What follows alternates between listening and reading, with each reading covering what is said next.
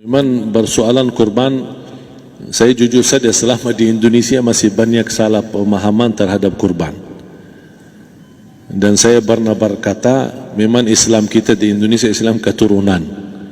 Ya, jadi asal tahu saja. Ya, tapi dari segi belajaran, mohon maaf ya kita terlalu jauh terhadap pemahaman. Yang saya maksud, kita melaksanakan sesuatu tapi kita sudah belajar, sudah tahu, bukan hanya asal saya dengar, saya lihat, saya bukan sebatas itu, tapi kita punya dasarnya. Dan ini kelemahan kita, di antaranya kurban. Saya pernah mendengar, bukan malah sering mendengar soal kurban dihitungkan beroran. Jadi keluarga suami istri sama 5 anak berarti jumlah 7, wajib sapi. Kalau kurang daripada itu, atau misal suami istri tidak mampu, boleh ini tahun kurban kambing atas nama suami, tahun depan atas nama istrinya. Ini hal keliru sebenarnya. Yang dihitungkan soal kurban beda sama akikah dan beda sama zakat fitrah. Zakat fitrah sama akikah terhitung beroran. Akikah laki-laki 2 kambing, perempuan 1. Kalau tidak mampu boleh. Kalau ada kembar laki sama perempuan berarti 3 kambing. Tapi kalau tidak mampu boleh 1 kambing, tidak masalah. Dan tidak ada istilah sekarang saya kurban tapi nanti sisanya seolah-olah ada hutang sama Allah. Sesuai kemampuan kita. Di antaranya kurban. Kurban hitungannya berkeluarga, bukan beroran. Buktinya Rasulullah SAW dan juga cerita Nabi Ibrahim. Ketika Nabi Ibrahim mau sembelih Nabi Ismail, Allah turunkan apa? Mengganti sembelihan Nabi Ismail dengan ekor kambing dari surga. Berapa ekor kambing? 1. Padahal Nabi Ibrahim punya istri 2 dan anak. Ada istri Siti Hajar dan Sarah. Kemudian anaknya Ismail dan Ishak. Berarti semuanya berapa? 5. Kenapa Allah tidak turunkan 5 ekor kambing? Karena hitungannya memang 1 keluarga. Yang kedua, Rasul sendiri sembelih 2 kambing. Pertama, Bismillah atas nama Muhammad dan keluarga Nabi Muhammad. Padahal kita tahu keluarga Nabi Muhammad SAW termasuk keluarga besar. 11 istri, belum lagi anaknya, laki-laki sama perempuan. Ada yang hidup maupun sudah mati. Sudah termasuk semua. Yang hidup maupun mati. Yang kedua, Rasul sembelihan yang kedua atas namaku dan umatku. Umat ini berapa miliar? Cuma 1 ekor kambing. Kenapa Rasulullah SAW berkurban atas nama dirinya dan umatnya? Saya mengambil salah satu di sini tanda sayangnya Rasul kepada umatnya. Jadi saya selalu berkata, orang miskin yang tidak mampu berkurban seharusnya bangga di hari kurban, karena Rasul sudah kurbankan duluan atas nama dia. Jadi terima kasih ya Rasulullah, ingatkan kita. Yang kita tidak mampu, Rasul sudah. Bahkan kalau Rasul sudah kurban atas nama umatnya yang tidak mampu, berarti sudah terkabul. Kita aja belum tahu kabul atau tidak kalau kita berkurban. Tapi kalau Rasul sudah terjamin makbul. Oleh sebab itu, hitungan kurban itu adalah 1 keluarga. Misal, bapa punya istri, punya anak. Itu kalau mampu sapi silahkan. Mampu 1000 sapi silahkan. Kalau soal kemampuan tidak ada masalah.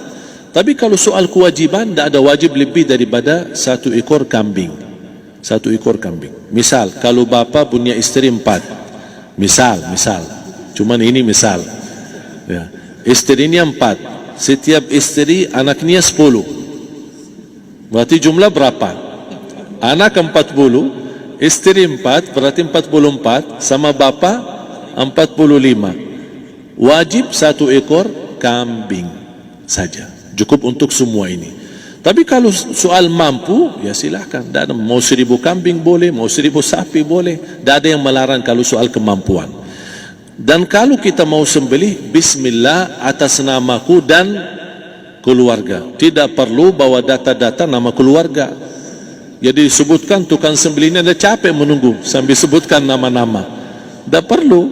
Udah Bismillah atas namaku dan keluarga. Termasuk kata atas namaku dan keluarga, termasuk orang tua yang sudah meninggal. Termasuk orang tua yang sudah, karena kita adalah hasil daripada orang tua. Itu sudah termasuk, tidak perlu kita sebutkan. Ada sebagian ulama membolehkan kalau kita mampu, mau khusus kambing atas nama orang tua, tidak masalah kalau kita mampu. Tapi kalau kita tidak mampu, itu sudah termasuk orang tua kita bersama keluarga besar kita. Ini salah satu kenikmatan, dan ini termasuk juga sedekah yang berguna bagi orang yang sudah meninggal di keluarga kita. Wallahu ta'ala a'lam. Dan juga masalah panitia, bisa kita mewakili. Kalau kita tidak mengerti sembelihannya dan tidak mengerti cara bagiannya. Tapi ada satu sunnah yang termasuk kehilangan sunnah ini, adalah banyak yang tidak mau makan dari hasil kurban. Padahal itu sunnah Rasul. Dari akikah boleh makan, dari kurban pun boleh makan. Bahkan sunnah SAW dibagi 3. Sepertiga pertama dihadiahkan.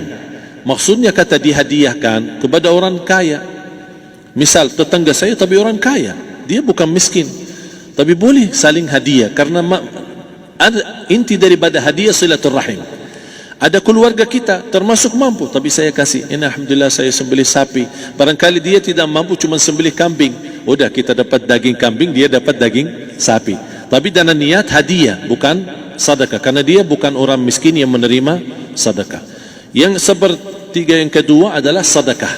Sedekah itu termasuk orang miskin. Yang ketiga, kita makan sendiri. Bahkan Rasulullah SAW selepas Idul Adha, beda sama Idul Fitri. Sebelum Idul Fitri dia makan kurma, meyakinkan batalan puasa. Tapi kalau Idul Adha tidak makan dan minum sebelum salat, kenapa? Bukan berarti tidak boleh. Tapi Rasulullah SAW ingin pertama pembukaannya, buka sarapannya atau makan di pagi harinya selepas Idul Adha adalah dari hasil sembelihan kambing itu atau dari kurban. Jadi kita sebagian sedikit. Tapi kalau kita merasa alhamdulillah rezeki saya banyak di rumah, alhamdulillah banyak ada makanan, mau sedekahin semuanya, semua mau sedekahin, tidak masalah. Tapi yang saya maksud, kenapa tidak kita sekali-kali hidupkan sunnah Rasul?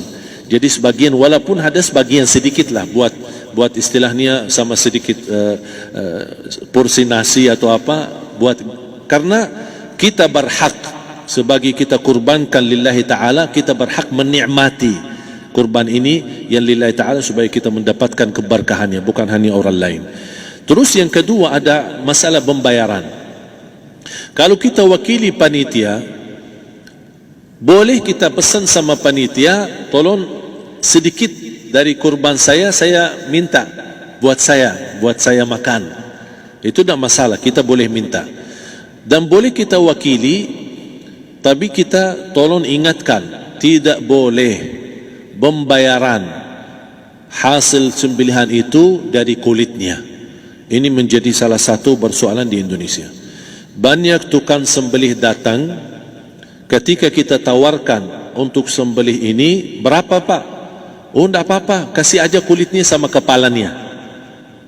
Jangan anda setuju, jangan anda terima. Oh maaf, saya tidak bisa. Bapak berapa ongkos sembelihannya? Kita harus sepakat dulu.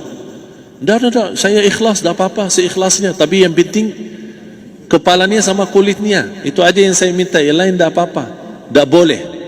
Tidak boleh. Kenapa? Karena ini kurban. Kata kurban berarti lillahi ta'ala, bukan untuk jual beli. Kalau kita sudah bayar dari bagian kurban, berarti bukan lillahi ta'ala. Harus kita jaga amalan itu. Tapi bagaimana cara jalan keluarnya? Kita harus sepakat, ijab kabul. Sepakat dulu, Pak, saya udah begini, saya kasih untuk sembelihan 50.000. Bapak setuju? Ya udah setuju. Selesai kan? Sudah sembelih, sudah potong, sudah semua. Lepas ini semua kita kasih ongkos 50.000 ongkos sembelihannya. Habis itu, Pak, kulitnya sama kepala hadiah buat bapak. Itu tidak apa-apa, tidak masalah. Tapi bukan untuk bayar sembelihan. Faham maksud saya? Harus dibedakan supaya jangan sampai amalan kita kurban habis biaya, habis ini malah tidak diterima karena sudah kita bayar sebagian daripada kurban. Saya silahkan bayar apa yang kita sepakati, mau hadiahkan kepada dia karena kita tidak bisa guna. Buat apa yang kita mau gunain kulitnya? Tidak bisa. Tapi mereka, buat mereka lebih berguna, oleh karena itu kita bisa hadiahkan untuk mereka. Bahkan kita bisa juga kasih daging untuk mereka bisa menikmati sebagai sedekah. Wallahu taala alam.